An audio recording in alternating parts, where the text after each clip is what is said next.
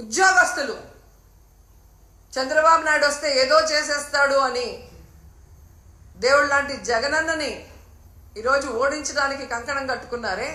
మరి 9 నెలలు అవుతుంది. ఈరోజు మీకు డిఏ లేదు, ఐఆర్ లేదు, కనీసం పిఆర్సీ కూడా లేదు. చంద్రబాబు నాయుడు అబద్ధాలు చెబితే చాలా కమ్మగా ఉంటాయి, నమ్మి ఓటేశారు. పోనీ మొదటిసారి ముఖ్యమంత్రి కాదు కదా చంద్రబాబు నాయుడు.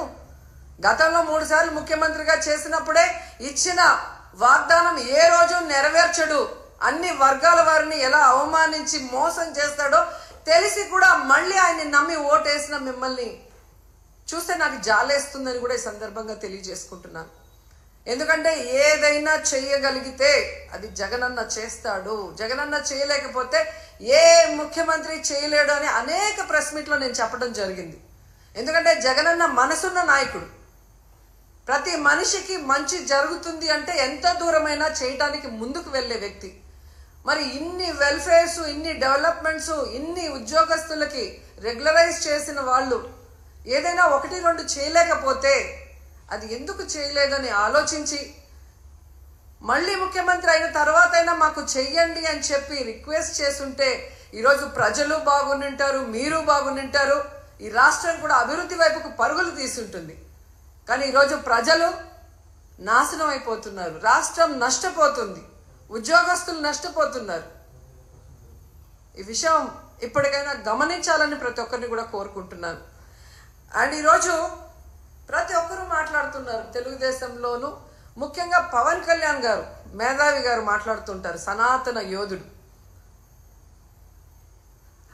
జగనన్న ఈరోజు ప్రజా సమస్యల్ని మాట్లాడటం కోసమే అసెంబ్లీలో ప్రతిపక్ష హోదాను అడుగుతున్నారు.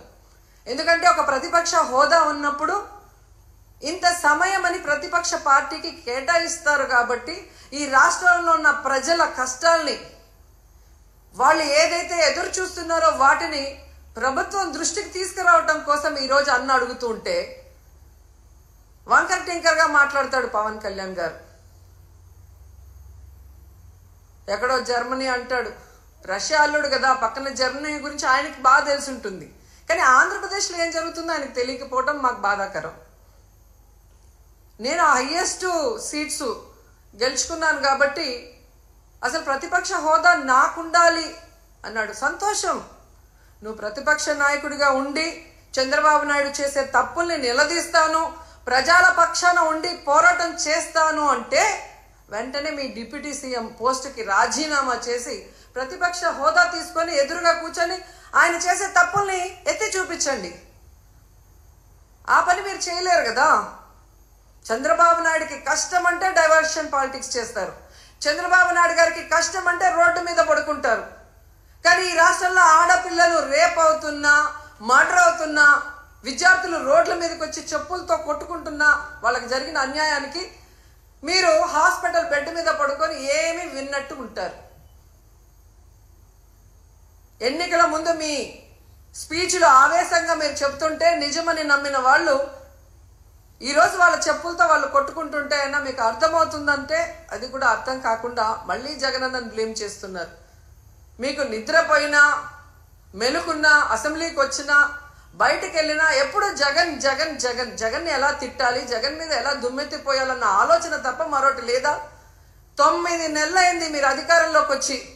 మెజారిటీ సీట్లు మీకున్నాయని గొప్పగా చెప్పుకుంటున్నప్పుడు 11 సీట్లను ఎక్కిరించే మీరు 11 సీట్లున్న జగనన్నకి ప్రతిపక్ష హోదా ఇవ్వడానికి ఎందుకు భయపడుతున్నారు?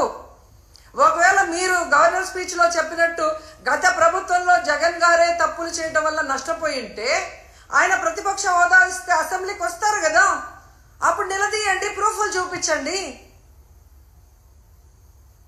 అంటే మీ పచ్చ మీడియాలో మీరు మాట్లాడే మాటలంతా కూడా అబద్ధాలు, కేవలం జగన్ని బ్యాడ్ గా చూపించడానికి మీరు ప్రయత్నం చేశారు. అదే అసెంబ్లీలో అయితే ప్రూఫ్లతో కూడా చూపించాలి, అక్కడ జగన్ ఎంత మంచివాడు, ఈ రాష్ట్రాన్ని ఎంత అభివృద్ధి చేశాడు, ఈ రాష్ట్ర ప్రజలకు ఎంత వెల్ఫేర్ చేశాడు, ఎంత డెవలప్మెంట్ చేశాడో చెప్పాల్సి వస్తుంది. కాబట్టే ఈ రోజు మీరు ఆయనకు ప్రతిపక్ష హోదా ఇవ్వడానికి నిరాకరిస్తూ మేకపోతు గాంభీర్యాన్ని ప్రదర్శిస్తున్నారు అనటంలో ఎటువంటి సందేహం లేదని కూడా ఈ సందర్భంగా తెలియజేసుకుంటున్నా. ఎందుకు ఇంత గంటాపదంగా నేను చెప్తున్నానంటే ప్రభుత్వం చేసే అవినీతిని ఎత్తి చూపించే పిఏసి, పబ్లిక్ అకౌంట్స్ కమిటీ.